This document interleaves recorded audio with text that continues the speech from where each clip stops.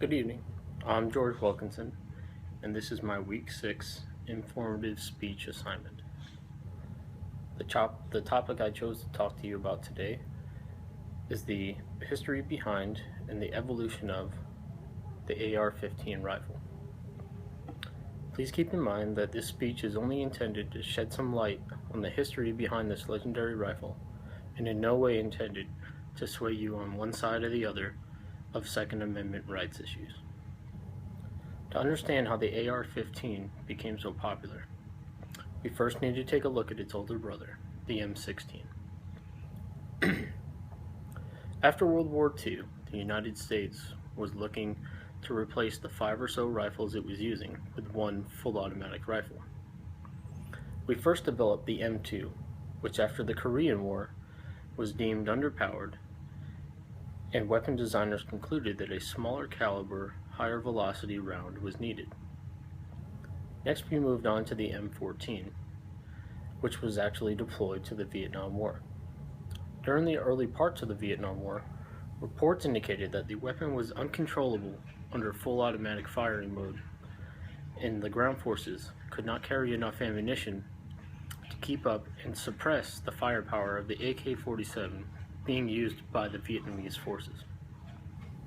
According to Wikipedia, in 1957 a request was submitted to start looking at a .223 caliber round for soldiers to use.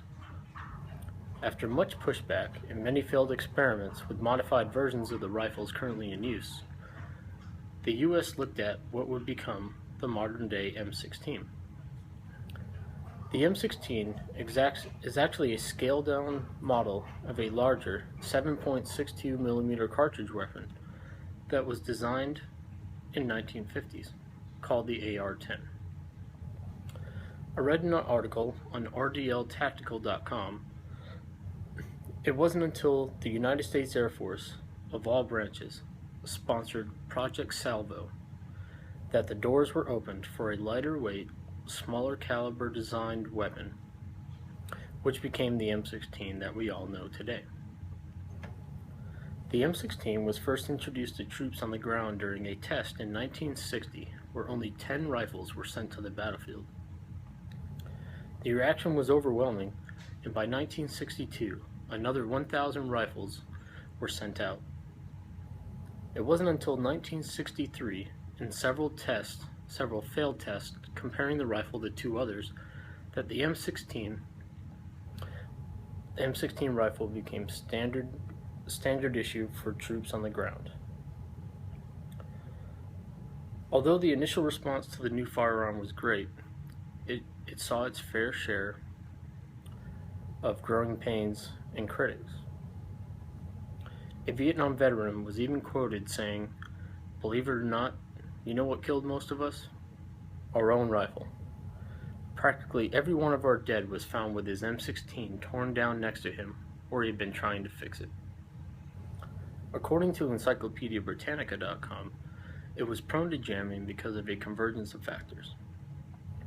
Improved training, wider distribution of cleaning kits, and a change in the composition of powder used in the ammunition dramatically reduced the rate of malfunction. After some adjustments based on recommendations from the troops on the ground, the M16 A1 variant was introduced in 1967 and became the standard issue rifle for the U.S. forces in Vietnam. Still to this day, our troops are using one of over 15 different variants of the M16 rifle. Some are sniper rifles with longer barrels made for longer shots. Some have smaller barrels made for close combat, and some even have grenade launchers mounted to them. No matter what variant of M16 the troops use, it has become the weapon of choice for soldiers on the front lines.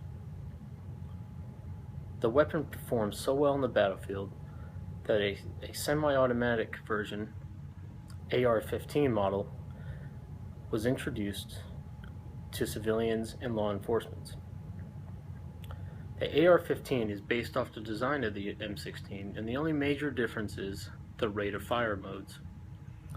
The M16 has 3 different rates of fire. Semi-automatic, where one squeeze of the trigger will expend 1 round. 3-round burst, where one squeeze of the trigger will expend 3 rounds. And full automatic, where one squeeze of the trigger and the weapon will continue to fire until you release the trigger or it runs out of ammunition. Although the full auto variant is not standard issue anymore, it is sometimes used by special force groups today. The AR-15 is available to civilians in the semi-automatic format, but with special licensing and permits, a citizen may purchase or have a full automatic version produced. There are countless companies that manufacture this firearm, and it is extremely customizable, like this one here. This is a newer version of the AR-15. With this rail system on the front grip and also on top of the firearm, it allows the consumer to add optics, other grips, or mount other accessories such as flashlights or laser sights to fit their needs.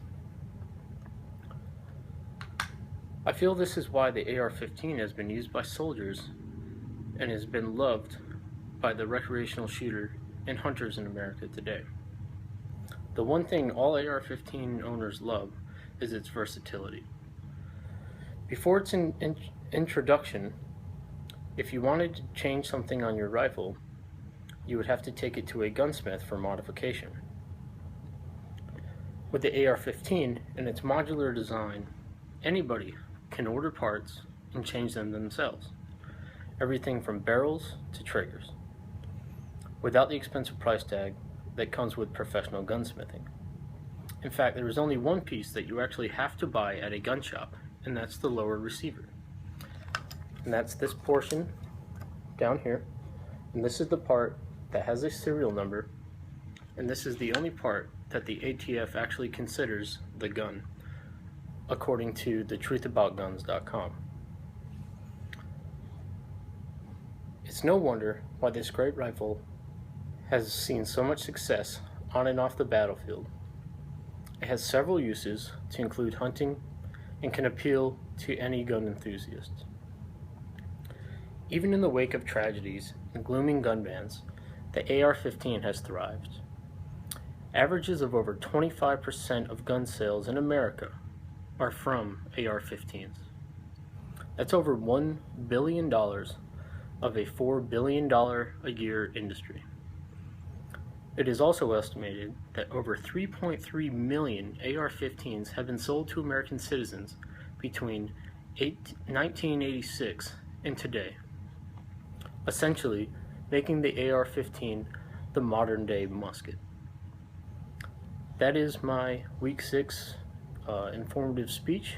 I hope you enjoyed it, and thank you for listening.